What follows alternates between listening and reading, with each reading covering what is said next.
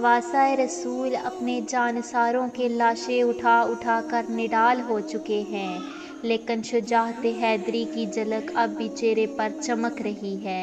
شیر خدا کے شیر اپنے تمام سانسیں لٹانے کے بعد خود گھوڑے پر سوار ہوتے ہیں، لیکن حضرت بی بی زینب رکاب گھوڑے کی تھام لیتی ہے۔ یزیدی لشکر جب تلوار حیدری کو میدان میں آتے دیکھتے ہیں تو ایک دفعہ پھر ہلچل مچ جاتی ہے۔ ہر کوئی امام کے سامنے آنے سے ڈر رہا ہے، کیونکہ جانتے تو سبھی تھے کہ اب میدان میں کون اترا ہے۔ سبھی نے پیغمبر خدا حضرت محمد صلی اللہ علیہ وآلہ وسلم کا فرمان سن رکھا تھا کہ حسین مجھ سے ہے اور میں حسین سے ہوں، لیکن بدبختوں کی آنکھوں پر لالچ اور طمع نے پردہ ڈال رکھا تھا۔ ہر کوئی دربار یزید میں اونچا مقام اور انعام و اکرام حاصل کرنا چاہتا تھا، لیکن تاریخ نے ایسی بزدل فوج نہ دیکھی۔ سبھی ایک دوسرے کا منہ دیکھ رہے ہیں کہ شہسوار کربلا کا مقابلہ کون کرے گا۔ شجاعت حیدری کے وارث کو دیکھ کر یزیدی فوج نے نہ صرف انفرادی جنگ بر کر دی، بلکہ اجتماعی حملہ کرنے کی بھی کسی کی جرأت نہ ہو رہی تھی۔ جی یہ وہی شہسوار ہیں جن کے بچپن ہی میں ان کی شہادت کی خبریں عام تھیں۔ ایک دفعہ حضرت جبرائیل امین حضور اقدس صلی اللہ علیہ وآلہ وسلم کی بارگاہ میں حاضر تھے کہ وہاں حضرت امام حسین بھی تشریف لائے اور حضور کی مبارک گود میں بیٹھ گئے۔ جبرائیل امین نے عرض کی، ہے اللہ کے رسول، آپ کی امت آپ کے اس بیٹے کو شہید کر دے گی۔ حضرت جبرائیل نے مقام شہادت بھی بتایا اور مٹی بھی پیش کی۔ اب حال یہ ہے کہ نواسۂ رسول حضرت امام حسین میدان کی طرف بڑھ رہے ہیں اور بزدل فوج دور سے ہی تیر چلا رہی ہے۔ کہیں اگر یہ ہمارے قریب پہنچ گئے تو ہم نہیں بچ پائیں گے۔ امام علی مکان کو تیر لگ چکے تھے۔ شمشیر حیدری پر پورا حملہ یکبارگی سے حملہ آور ہوتا ہے۔ خوف کے مارے فوجیوں کی گردنیں کٹ رہی ہیں۔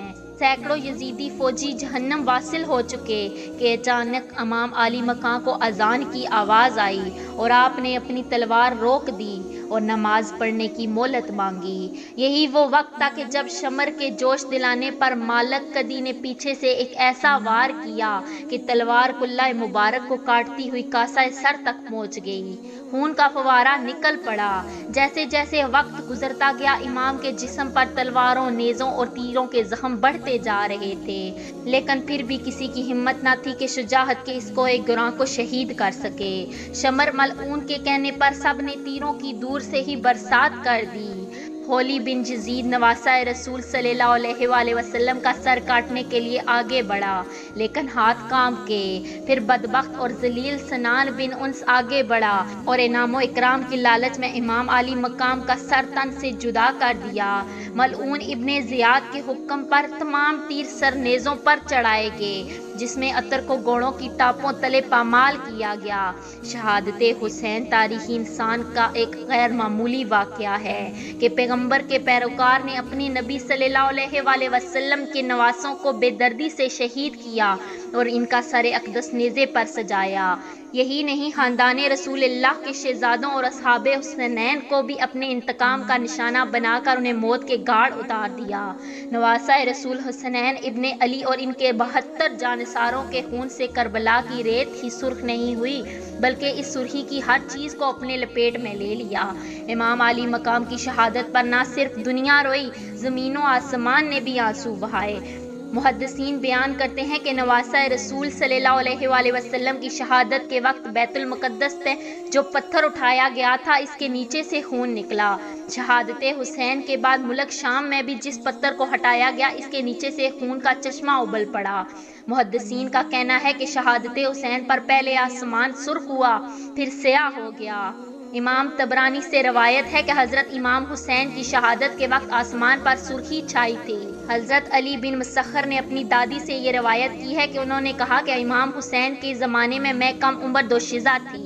اس وقت آسمان کئی دنوں تک جمے ہوئے خون کی مانند ہو گیا۔ حضرت امام حسین کی شہادت کے بعد سید زادیوں کو قیدی بنا لیا جاتا ہے۔ اب اسران ان کربلا کا قافلہ شہیدوں کے سروں کے ساتھ کوفے کی طرف روانہ ہو جاتا ہے۔ ادھر کربلا کی ریت پر سید زادوں کے جسم بغیر سروں کے بے گور و کفن پڑے ہوتے ہیں۔ اللہ اکبر! تاریخ گواہ ہے کہ شہادت کے 3 دن بعد 13 محرم کو مقام غازرہ سے قبیلہ بن اسد سے خواتین دریائے فرات پر پانی لینے آئی تو انہوں نے بغیر سروں کے جسموں کو بکھرے دیکھا تو سب کی چیخیں نکل گئی۔ واپس گھروں کو لوٹیں اور اپنے مردوں کو بتایا کہ خاندان نبوت کی لاشیں بکھری پڑی ہیں، ہمیں ان کو دفنانا چاہیے۔ چنانچہ کچھ مرد ان کے ساتھ میدان کرب و بلا میں پہنچے اور قبریں کھودنا شروع کر دی۔ سبھی جنازہ پڑھنے کے لیے تیار تھے کہ اتنے میں ایک گھوڑا سوار شخص آیا اور حضرت امام حسین کے جسم کے ساتھ لپٹ کر رو دیا۔ اس شخص کا روب و دبدبہ اتنا تھا کہ ان کے لیے مصلی خالی کر دیا گیا اور انہوں نے نماز جنازہ پڑھایا اور پھر ایک ایک جسم کو نام سے پکارتے اور دفن کرتے رہے۔ سب سے آخر میں انہوں نے حضرت عباس علمدار کو دفنایا۔ جب وہ گھوڑا سوار جانے لگا تو قبیلہ بنو اسد نے پوچھا کہ آپ کون ہیں؟ تو جواب ملا، میں علی بن حسنین ہوں۔ یہ کہہ کر چل دیے اور